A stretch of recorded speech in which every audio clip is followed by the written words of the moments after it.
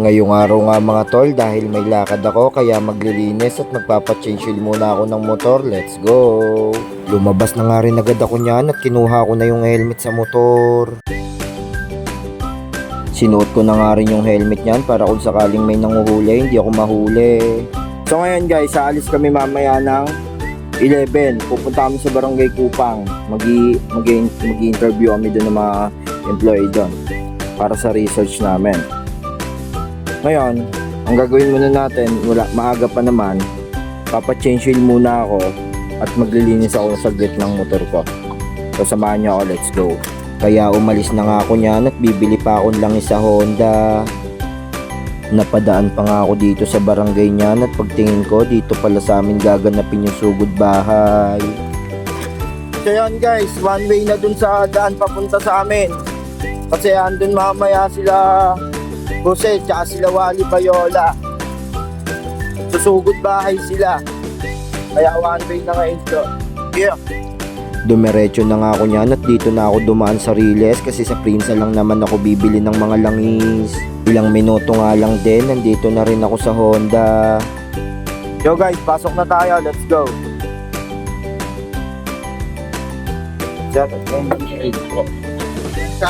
Tsaka ano sara? Gear oil po.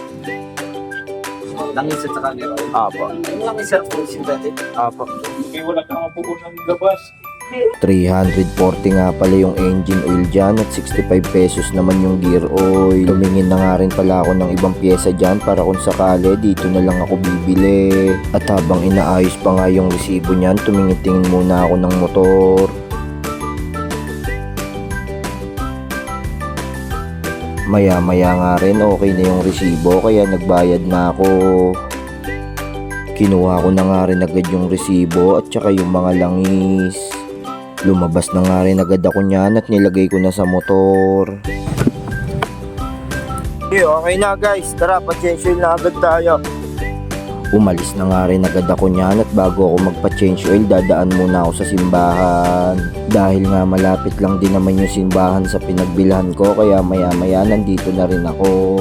Nag-sign up the cross na nga lang pala ako niyan kasi may ginagawa pala sa loob. Kaya umalis na rin agad ako niyan kasi magpapa-change oil pa ako. Sa umali na nga pala ako dumaan niyan kaya maya-maya nandito na rin ako sa tulay ng Putatan.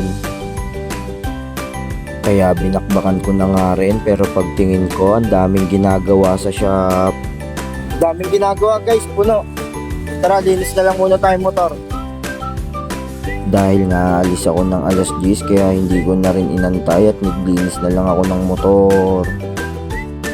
Dahil nga ilang araw ding nag-uulan kaya tingnan nyo naman napakaputik. Kaya kinuha ko na nga pala yung hose dyan at naghulog na ako ng 5 piso. Bubugahan ko na nga lang pala muna yan at di ko nasasabunin kasi naulan sa hapon. Tinanggal-tanggal ko na nga lang pala muna yung mga putik niyan at nung okay na pinunasan ko na rin agad.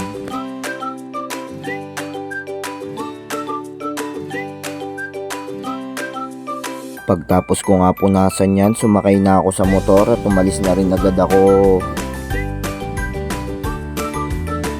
So ayan guys, hindi tayo nakapagpa-change oil kasi sarado dun sa una kong pinuntahan. Tapos puno dito sa sa pangalawa kong pinuntahan, maraming nagpapagawa. Madami pa naman shop kaso may lakad ako ng alas 10. Kaya baka mamayang hapon na lang pag uwi ko. So yun, uwi na lang muna ako, mag-aasikaso na ako kasi pupunta kami sa Kupang. Yeah, let's go, uwi na. Dahil nga hindi ako nakapagpa-change oil kaya umuwi na lang ako. Binilisan ko na nga lang din pala niyan kaya maya-maya nandito na rin ako sa amin. Kaya hanggang dito na nga lang pala muna ulit mga tol at maraming salamat sa lahat ng nanonood at sumusuporta.